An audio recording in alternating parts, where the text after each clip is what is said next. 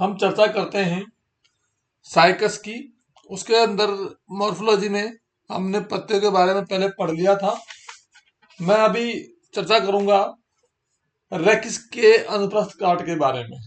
Rachis की जो संरचना है या जो पत्ते की जो संरचना है उसका जो ये पार्ट है रेकिस, यानी पहला पार्ट तो होता है पर्णवृंत, दूसरा है रेकिस, तीसरा है लीफलेट्स। तो अपन बात करेंगे पत्ती के दूसरे भाग रेकिस के बारे में, जिसे हिंदी में कहते हैं पिच्चाक्स। यानी अगर इसका हम अनुप्रस्थ काट काट के माइक्रोस्कोप में देखें तो हमें यह ढाल के समान दिखाई देगा, जिसके निम्न 3 भाग होते हैं: एपिडर्मिस और ग्राउंड टिश्यू और रंभ यानी व्रणोत्तक। तो सबसे पहले बात करते हैं हम बाह्य त्वचा की, यानी एपिडर्मिस की, जो यहाँ पे दिखाया गया है। एपिडर्मिस यानी बाह्य त्वचा। चित्र में देखने से यह स्पष्ट होता है कि इसकी जो बाह्य त्वचा है वो वन लेयर्ड होती है, जिस पर मोटी क्यूटिनमय उपत्वचा उपस्थित होती है। यानी इसके ऊपर एक जो क्यूटिकल की परत यहाँ पर पाई जाती है, इस तरह से। और इसमें दसे हुए रंध्र संपूर्ण तल में पाए जाते हैं। इस अवस्था को उभय रंध्रीय अवस्था कहते हैं। परिपक्व रेकिस पर रंध्र बंद भी हो सकते हैं। दूसरी है हाइपोडर्मिस, यानी इसके जस्ट नीचे वाली जो लेयर है वो कहलाएगी हाइपोडर्मिस। यहां पर यह मोटी बित्ती वाली दृढ़ोत्तकीय व पर्णहरित युक्त कोशिकाओं की बनी होती है।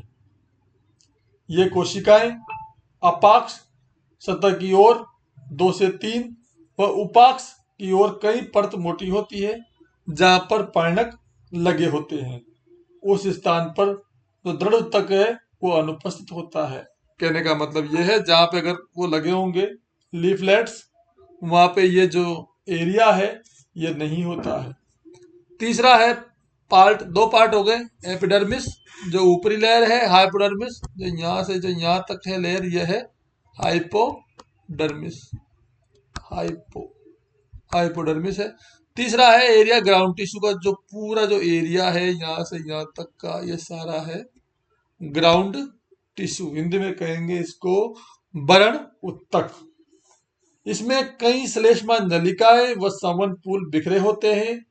संवहन ओमेगा के आकार में विन्यासित रहते हैं। देखो यहाँ पे बन रहा है ये ओमेगा, इस तरह से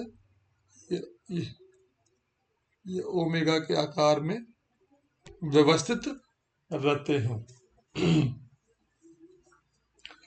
अब बात करते हैं हम स्टील सिस्टम की।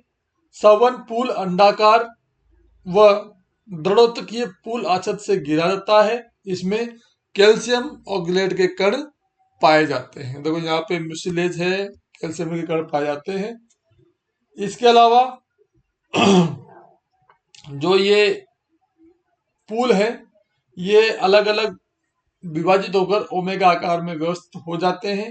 इनमें जाइलम 2 प्रकार का होता है। पहला जाइलम है अपकेंद्रीय जाइलम। इसमें मेटाजाइलम फ्लोएम की ओर तथा केंद्र से दूर होता है। प्रोटोजाइलम फ्लोएम से दूर व केंद्र की तरफ परिवर्धित होता है।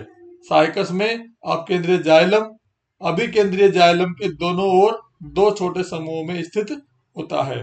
दूसरी कंडीशन है अभिकेंद्रीय जाइलम।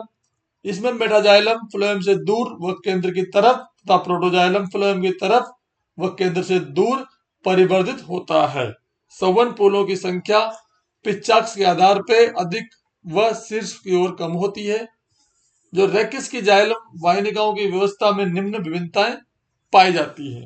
उनमें निम्न में है, पहला है रेखीय के आधार्य भाग में संवहन पूल का जाइलम एंडार्स कंडीशन में होता है। इसमें अपकेंद्रीय मेटाजाइलम फ्लोएम की तरफ तथा प्रोटोजाइलम केंद्र में उपस्थित होता है। फ्लोएम रेकिस के अपाक्ष की ओर स्थित होता है। दूसरी कंडीशन है रेकिस के मध्य भाग में मिसचार्ज जाइलम पाया जाता है। इसमें अभिकेंद्रीय प्रोटोजाइलम बाद में केंद्र की तरफ विकसित हो जाता है। इस तरह प्रोटोजाइलम अपकेंद्रीय व अभिकेंद्रीय मेटाजाइलम के बीच में स्थित हो जाता है। इसमें अपकेंद्रीय जाइलम की मात्रा कम व अभिकेंद्रीय जाइलम की मात्रा धीरे धीरे बढ़ने लगती है।